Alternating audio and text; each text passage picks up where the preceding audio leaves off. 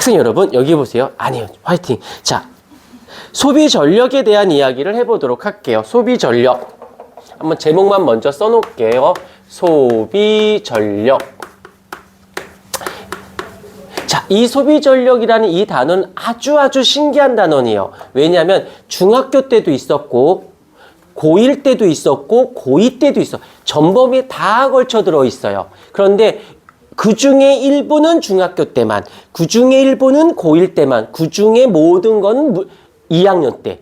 이렇게 들어있거든. 자, 먼저 전류, 저항, 전압. 아까쯤에 잠깐 했었을 것이야. 잠깐. 전압이라는 말은 우리는 위, 차. 정기적인 위치 에너지 차이라고 해서 얘를 V로 쓰게 되고요. 그 다음에 단위도 V에서 얘를 볼트라고 한다라는 거 정도는 알고는 계셔야 되고요. 그 다음에 전류라고 해서 전류는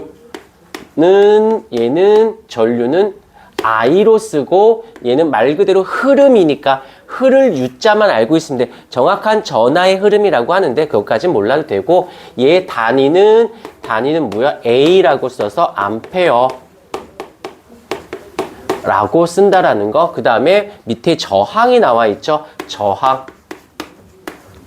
저항은 우리는 라지 R로 쓰고 단위로는 이렇게 써서 옴이라고 읽는다라는 거 정도. 그래서 전위차라고 해서 전류가 흐를 수 있게 하는 원인이라고 해서 밑에다 전압, 전위차 둘 다 똑같은 거 다 계속 생각해 주셔야 돼요. 그다음에 전류에다가 암페어 밑줄, 전류의 세기는 도선의 단면을 통과하는 전하량을 Q라고 한다라면 전류의 세기는 다음 시간당 전하량. 요거는 공식 같은 건데 한 번 정도는 잡아 주셔야 돼요. 전류는 시간당 전하량이라는 거 정도, 시간당 전하량 요 정도 한번 잡아주시면 되어지고요. 그 다음에 1암페어라는 건 1초 동안 1쿨롱. 여기서 쿨롱이라는 건 전하량의 단위예요. 뭐 이 정도는 잡아주고 여기서 한 번 더 밑줄 전자의 이동 방향과 반대다라는 거. 전자의 이동 방향과 반대. 그다음에 전기 저항이라고 되어 있어서 여기서 전기 저항이 생기는 까닭은 자유전자가 원자와의 밑줄 자유전자가 원자들과 충돌하기 때문에. 그 다음에 또 밑줄 저항의 길이에 비례 단면적의 반비례라고 되어져 있는데 이쪽에서 한번 설명을 해주도록 할게요. 자, 여기서 보게 되면 도체가 있고 절연체, 도체가 있고 부도체 쓸게 도체라고 있어요. 도체가 있고 그 다음에 부도체, 같은 말로는 절연체 라고 하는데 얘가 왜 얘는 전기를 굉장히 잘 통하고 얘는 왜 전기를 굉장히 잘 안 통할까요? 라고 한다면 이 도체의 물질들의 특징이 이 전자와 원자핵 중심에 있는 원자핵과의 충돌이 굉장히 작습니다. 이제 나중에 가게 되면 또 누가 나오면 원자가띠, 전도띠로도 표현할 수도 있긴 한데 여기서는 이제 기본적으로만 충돌이 굉장히 적어. 즉 무엇이냐면 전자의 이동이 굉장히 원활한 거야. 잘 움직이는 거야. 다시 말할게. 그러면 방해를 잘 받는 거예요? 방해를 잘 받지 않는 거예요? 방해를 굉장히 안 받는 거지. 그러니까 굉장히 잘 흘러요. 전기 잘 통해요. 라고 하는 것이고 여기서는 전자 원자의 충돌이 엄청나게 커요. 엄청나게 큽니다. 엄청나게 크기 때문에 방해를 어마어마하게 많이 받아서 아예 흐를 여지가 없어. 너무 많이 방해를 받아서. 이렇게 해석을 해주시면 되고 어디에서는 원자가띠와 전도띠라는 개념으로 설명이 되기도 하는데 이건 나중에까지 됐고 그 다음에 저항에 대해서 저항 값은 어떻게 구하냐면 공식적으로 갈게. 여기서 지금 비례라고 되어 있는데 로우의 단면적 분의 도선의 길이라고 할게. 그래서 요거는 뭐냐면 로우라고 읽고 비저항이라는 말을 씁니다. 그 다음에 S는 단면적이 되어지고 그 다음에 S는 도선의 길이가 되어지고 별건 아니고 한 번만 잘 들으면 돼요. 전깃줄이 요만큼일 때랑 이만큼 있었을 때, 즉 여기 가는 동안 방해받는 정도와 가는 동안 방해받는 정도 누가 더 많이 받겠냐고. 길면 길수록 방해를 많이 받겠지. 이해가 되었죠? 어려운 건 아니고, 단면적이 요만한 단면적이 있고 단면적이 이따시만하게 넓은 단면적이 있어. 그러면 여기에서 부닥칠 확률과 여길 다니면서 부닥칠 확률, 아무래도 단면적이 작을수록 방해를 잘 받겠지.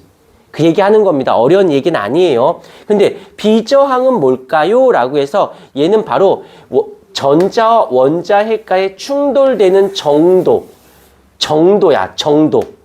그래서 정도가 크면 클수록 잘 방해받아요 라는 뜻이고, 그러니까 얘는 어떤 물질의 성질이라고 볼 수도 있어요. 오케이, 요 정도 어렵게 접근하지 마시고, 그 다음에 옴의 법칙 굳이 내가 하지 않아도 되겠죠?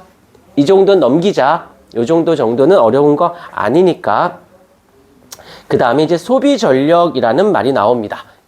이제서 지금 무엇을 했냐면 소비 전력을 하기 위해서 기본적으로 알아야 하는 배경 지식이다라고 볼 수 있어요. 저항에 소비되는 밑줄, 저항에서 소비되는 전기 에너지. 저항값이 R인 저항의 세기가 I인 전류가 시간 t 동안 흐르면 저항에 통과한 전하량은 요만큼, Q는 IT만큼이다라는 거. 그래서 전하량은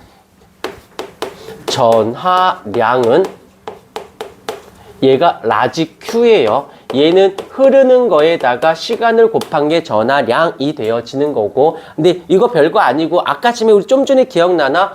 전류 어떻게 구했죠? 시간 동안의 전하량이라고 했잖아.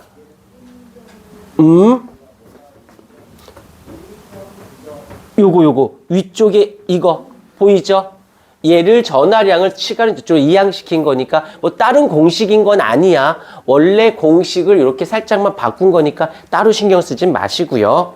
자, 됐고, 그랬대. 거기에 이때 저항에 걸린 전압이 또한 있으므로 시간 동안에 전자가 한 일이 되어지는 저항에서 열의 형태로 소모되는 전기 에너지와 같다. 말이 좀 불편하지? 잘 봐. 그대로 갈게. 여기서 한 일은 어떻게 돼? 전하량에다가 전압이 된 거예요.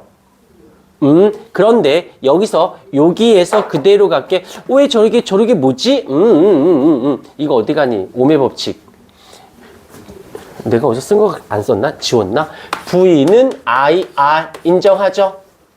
얘를 여기다가 대입할게요. 그러면 Q는 냅두고 V 대신에 IR이 된 거예요. 까진 됐죠? 근데 옆에 거 또 뭐예요? 라고 되어 있는데 별건 아니에요. 여기서 지금 이건 또 뭘까요? 라고 하는데 별건 아니고 요 I, Q는 전하량은 요 I를 내가 이쪽에다가 대입할게요. 그러면 여기에 Q 대신에 I, T가 되어진 거지. 근데 여기가 I가 하나 더 있으니까 제곱이고 여기가 R이 되어진 거고. 되었죠? 그 다음에 요 I를 살짝 한번 바꿔볼게요. 요 I를 어떻게 I는 R분의 V라고 해도 되겠지. 이 I를 여기다가 대입할게요. 그러면 I 대신에 여긴 R분의 V 제곱의 T의 R인 거죠. 됐습니까? 오케이. 근데 여기서 보면 여기서는 R 제곱 분의 V 제곱의 T의 R이니까 너 아웃. 이렇게 지우면 되겠지. 와, 식이 되게 여러 개네라고 생각하는데 아니야. 하지마. 이딴 거 공부하는 거 아니야. 그럼 정신사납다잉. 최소한 이 정도는 알지 않니? 오케이? 이거 정도 V는 IR. 그때 맞춰서 아니 이렇게 숫자 대입해서 답 구하나 이렇게 돼서 답 구하나 똑같잖아. 그 다음에 우리가 요거는 알고 있어야 되는 거예요. 그 다음 어떻게 문제가 나오면 그때마다 너희가 그때마다 그냥 끼워 맞추고 계산하시면 돼요. 쫄리지 말고 이걸 알려고 하지 마. 좀 빨갱이 2개만 갖고 잡아주시면 되어진다라는 거. 알겠습니까? 너무 에너지 쏟지 마시고, 그 다음에 소비 전력 여기서 보면 소비 전력이라는 건 단위 시간 동안의 전기 에너지, 소비 전력, 이제 소비 전력 단위 시간 동안의 무엇? 일이라고 봐야겠죠. 일. 그래서 여기서 일은 어떻게 돼? 여기서는 나중에 정리하겠지만 이렇게 시간 동안의 전기 에너지니까 에너지만큼의 변화량이 1이니까 똑같이 쓴 거야. 미안해. 이렇게 안 해줄 수는 없는데 굳이 에너지를 쏟지 말라는 거야, 여기다가. 그러면 그대로 갈게요. 시간 동안의 VIT가 되어지고, 미안해. 그냥 소비 전력은 P, 파워로 쓰거든. 는 무엇이다? VI다 라는 것만 잡자. 오케이? 그 다음에 이것들은 난이도 낮은 문제일 거고, 다시 JR을 끌고 들어와 볼게. 다시 끌고 들어와. V는 IR. 그러면 어떻게 하면 돼? 살짝 바뀔 수 있죠? V 대신에 어떻게 쓸 수 있어? I, R에다가 R이 하나 더 있으니까 제곱이 되겠지. 한 번만 다시. 전류는 어떻게 돼? R분의 V니까 요 I를 집어넣어보자. 그러면 어떻게 돼? R분의 V 제곱인 거지. 되었을까요? 자, 근데 여기서 왜 선생님 왜 이거 두 개만 갖고 하는데 왜 얘를 하고 얘로도 하고 얘로도 표현하나요? 라고 한다면 여기선 저항을 알려주지 않았을 때 요 공식으로 풀면 편해요 라는 거고, 여기선 전압을 알려주지 않았을 때 이 공식 쓰면 편하다는 거고, 여기서는 전류를 알려주지 않았을 때 요 공식 쓰면 편하다라는 뜻이지, 이걸 알고서 여기다 대입하라는 게 아니라 그냥 이거랑 이거만 가지고 너희가 조합하세요. 그때마다. 알겠습니까? 그게 훨씬 더 외워놓으면 좋은 점이 있는데 굳이 외우지 않아도 될 것까지 외워가지고 정신사납게 할 필요는 없다라는 거지. 오케이. 그 시험 문제상에는 여기서 결정적으로 나오니까. 자, 기본적으로 살짝 좀 필기 좀 해 주시겠습니까?